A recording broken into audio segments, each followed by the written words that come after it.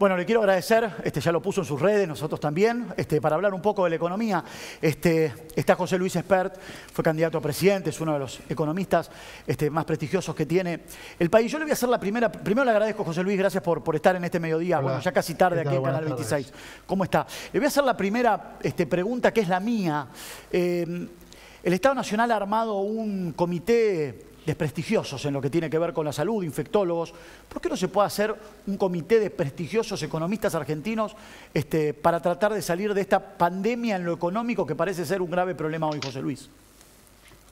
Bueno, ¿por qué? Habría que preguntárselo al presidente Fernández. Es absolutamente inexplicable que no esté también armado un comité de expertos en economía a la par que se trabaja con un comité de expertos en salud. Y esto es elemental hacerlo, porque no es bueno cuando uno lanza una cuarentena como la Argentina, que está siendo muy exitosa en términos del cuidado de la salud, pero es de las más duras que hay en el mundo y está destruyendo a la gente de trabajo, al comerciante, al industrial, para que se balancee, para que se planifique con debido cuidado la cuarentena, hasta cómo salir de ella. A ver, pongámoslo sobre la mesa, pongámoslas claro.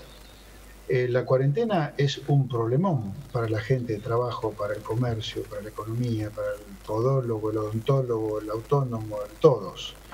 Es un gran problema. Por lo tanto, desde el primer momento, repito por tercera vez, que uno lanza una cuarentena, tiene que estar no solo tomando medidas económicas para salvar al sector privado, que tiende a quebrarse por la cuarentena, porque está encerrada sin poder trabajar, sino también, al mismo tiempo, estar pensando en cómo salir de la cuarentena para que la economía no sufra daños irreversibles, que en el caso argentino es particularmente todo muy grave porque no venimos de ser Suiza, Luxemburgo, venimos de una década sin crecer, 2 años de recesión por culpa de crisis en el gobierno de Macri. Así que la gente no la estaba pasando bien económicamente antes de la pandemia. Por lo tanto, por más razón habría que haber puesto un equipo de expertos en economía asesorando al presidente. Yo le escribí, de hecho, a los 9 días de haberse lanzado la cuarentena, lo escribí en Infobae diciendo claramente es urgente un comité de expertos en economía que asesore al presidente para que balancee decisiones que se están tomando solo mirando el tema de la salud, que con todo lo que importante es, no es lo único que importa, porque la salud económica, a la larga, hace a la salud de la gente también. Por eso yo siempre hablé, esto es salud y economía, no salud versus economía, como lo ha planteado el gobierno, ¿no? Expert, ante esta situación, ¿ya se ha transformado en una manera de conducir el país, esto de la pandemia y de no tener... A mí me llamó la atención, por ejemplo, ayer, de que no haya ningún tipo de mensaje relacionado con lo económico para el autónomo, para el monotributista, para el de la pyme. Me llamó la atención, por lo menos ayer, más allá de que el caso por ahí no era hablar solamente de ese tema, sino de que iba a continuar hasta el 10 de mayo la cuarentena. ¿Es una manera de gobernar hoy la cuarentena? ¿Le queda cómodo a este gobierno? Bueno, es una de las hipótesis, ¿no? Uno no sabe si el haber dejado de lado a la economía, haber puesto a la economía tan en un enésimo plano, diría yo, no en un segundo plano comparado con el tema de la salud, que uno no sabe a esta altura si es ignorancia o hay una estrategia deliberada que la economía se destruya, todo lo que se tenga que destruir y después implantar un modelo, no sé si chavista, pero es un modelo basado en cooperativas de trabajo, empresas recuperadas, con el Estado interviniendo, con los piqueteros co-gobernando. Ya no lo sé a esta altura, pero lo que sí me sigue llamando la atención y me alarma, por supuesto, que el gobierno no esté tomando medidas no solo muy agresivas para salvar a la gente de laburo que se está fundiendo, al comerciante, al autónomo, al monotributista, al industrial, que se está fundiendo literalmente, que no tome ninguna medida, sino que además no se esté pensando de manera obsesiva a esta altura en cómo salir de la cuarentena. Porque, a ver, le voy a dar un dato. Wuhan, en China, donde comienza la pandemia, a los 57 días va a salir de la cuarentena y va a abrir completamente su economía. A nosotros nos faltan 20 días para cumplir 57. Estamos hablando del lugar que fue el epicentro de la pandemia. Nosotros estamos a 20 días de los 57 de Wuhan y todavía no hay nada dicho de cómo se va a salir de la cuarentena, sino todo lo contrario. El presidente ayer dijo que faltan todavía 2 etapas más, consecuencia de lo cual parecería ser que una parte no menor de mayo, y tal vez junio también, vamos a seguir en cuarentena. Yo digo, ¿quién rescata a los comerciantes fundidos, a los empresarios fundidos, a los trabajadores fundidos, al autónomo fundido, al monotributista fundido, dado que no se está pensando en nada serio de cómo salir de la cuarentena? Porque, a ver, en los países que ha triunfado la salud, no solo se ha puesto desde el primer minuto en paralelo la economía, sino que además se ha planificado de qué manera salir de la cuarentena. Por ejemplo, haciendo test masivos, no decenas de miles como acá, sino millones. Por lo menos los sabios en salud y los epidemiólogos dicen que hay que testear al 8, 10, 12% de la población. En nuestro caso estamos hablando de más de 4 millones de argentinos que deberían ser testeados como para hacer una cuarentena inteligente. Acá se ha testeado algunas decenas de miles nada más. No tenemos los respiradores suficientes, no tenemos los equipos suficientes para cuidar a nuestros médicos. O sea, acá en parte la cuarentena está ocultando la inexistencia de un Estado presente cuando el Estado tiene que estar presente como en una pandemia. José Luis, creo que los que tenemos más o menos uso de razón, la última gran crisis que encontramos es la del 2001 y empezamos a hacer algún tipo de comparativa, más, menos, igual. Desde su experiencia, ¿vamos a estar por encima de la del 2001? ¿Va a ser más fuerte esa crisis? A ver, el 2001. Cuando uno habla de 2001 debería ser preciso en esto para no generar miedos innecesarios a la gente. O sí, pero para ser claro, el 2001 no fue solamente una caída de más del 11% de la actividad económica, en realidad fue 2002.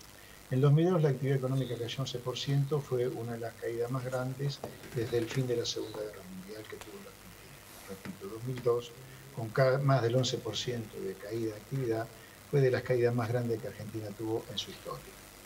¿Puede Argentina caer más del 2002 en 2020? Sí, es más, lo diría, en el trimestre que estamos transcurriendo, muy probablemente la economía caiga mucho más de lo que cayó en el año 2002. Ahora, hacer un paralelo, poner como símiles a lo que está pasando ahora con 2001, todavía luce apresurado, porque 2001-2002 no solo fue una caída del PBI del 11%, sino que fue también el robo de los depósitos a la gente, la destrucción de todos los contratos con las privatizadas, un default de la deuda payasesco con todo el Congreso aplaudiendo de pie. Tuvimos media docena de presidentes en un par de meses. Tuvimos decenas de muertos en Plaza de Mayo, centenares de heridos en todo el país por las revueltas. 2001-2002 son esas 6 plagas, esas 6 calamidades. No es solo una caída muy grande del PBI. Como caída del PBI, tomando ese solo componente de 2001-2002, de 6 que tiene el 2001-2002, sí, puede ser. Ahora el resto a mí no me da la cabeza para imaginarlo todavía. Lo que sí creo, por eso lo advierto permanentemente, que si el gobierno sigue sin atender la crisis económica que ya está golpeando la puerta con la gente que no puede trabajar, que no llega a fin de mes, el comerciante que se funde, el empresario que también se funde, el autónomo, el monotributista que no facturan un mango, sí podemos pasar por momentos muy aciagos hacia adelante. A ver, habló de Corralito, sí. Le quiero preguntar lo que dice doña Tota, que está a la vuelta de casa, o don Pepe, que tiene una ferretería y dice, yo de la única manera que me puedo hacer de efectivo, si no me vienen a comprar, porque la ferretería la tengo abierta, es ir al cajero, me permiten sacar dinero, pero si voy al banco y quiero sacar dinero por ventanilla, no puedo. ¿Es un símil Corralito el que estamos viviendo hoy o no? Estamos con un corralito.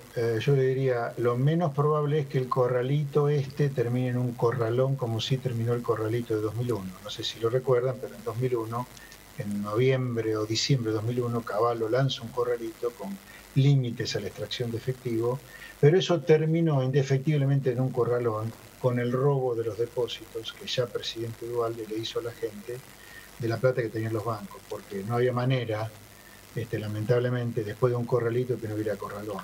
Yo creo que este corralito no tiene como objetivo el robo de los depósitos de la gente.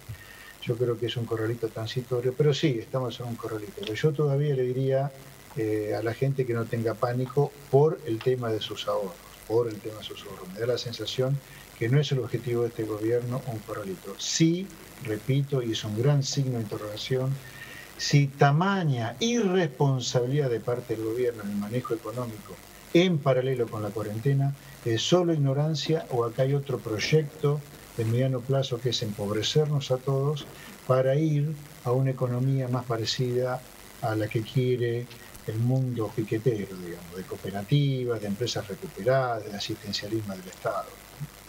¿La impresión nos genera que la hiperinflación esté a la vuelta de la esquina? No, la hiperinflación no está a la vuelta de la esquina. ¿Puede haber hiperinflación? Sí, claro. En Argentina nunca digas nunca.